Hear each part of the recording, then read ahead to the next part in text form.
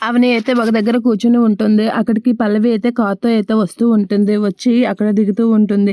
"చూసావా అక్క, నీకు నిలువు నీడ కూడా లేకుండా చేశాను" అనైతే పల్లవి అయితే అవనితో అంటూ ఉంటుంది. అలా పల్లవి అయితే అవనితో "నిన్ను నీడ లేకుండా కాదు, నీ మీద నమ్మకం కూడా లేకుండా చేస్తాను" అని చెప్పి అంటూ ఉంటుంది. ఆ మాటలకి అవని అయితే అలా కూర్చుని లేస్తూ ఉంటుంది. "నువ్వు నా ఫ్యామిలీ మీద ఏమాత్రం ఇచ్చేసినా నేను ఊరుకునేదే లేదు.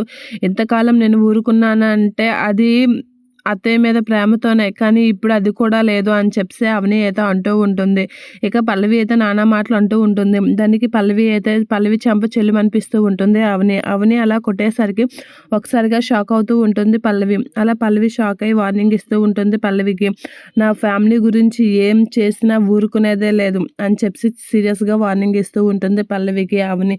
అలా అవని వార్నింగ్ ఇచ్చి అక్కడి నుంచి అయితే వెళ్ళిపోతూ ఉంటుంది. ఇక పల్లవి అయితే కోపంతో రగిలిపోతూ ఉంటుంది.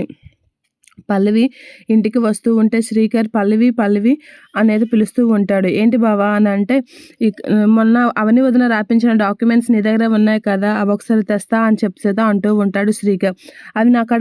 అవి ఎందుకు నాకు తెలియదు, అవి ఎక్కడ పెట్టానో నేను మర్చిపోయాను" అనేది అనేస్తూ ఉంటుంది పల్లవి. అలా పల్లవి "నాకు తెలియదు" అనేసరికి కమల్ అయితే "నా దగ్గర ఉన్నాయి వదిన అన్నయ్య" అనేది అంటూ ఉంటాడు కమల్ అలా అనేసరికి ఒక్కసారిగా షాక్ అవుతూ ఉంటుంది పల్లవి. ఇప్పుడు డాక్యుమెంట్స్ ఎందుకు కమల్ తెచ్చాడు అనైతే షాక్ అవుతూ ఉంటుంది. అలా డాక్యుమెంట్స్ తెచ్చి పల్లవికి అయితే షాక్ ఇస్తూ ఉంటాడు కమల్. ఇక అడ్డంగా దొరికిపోతానా ఏంటా అనైతే అనుకుంటూ ఉంటుంది పల్లవి.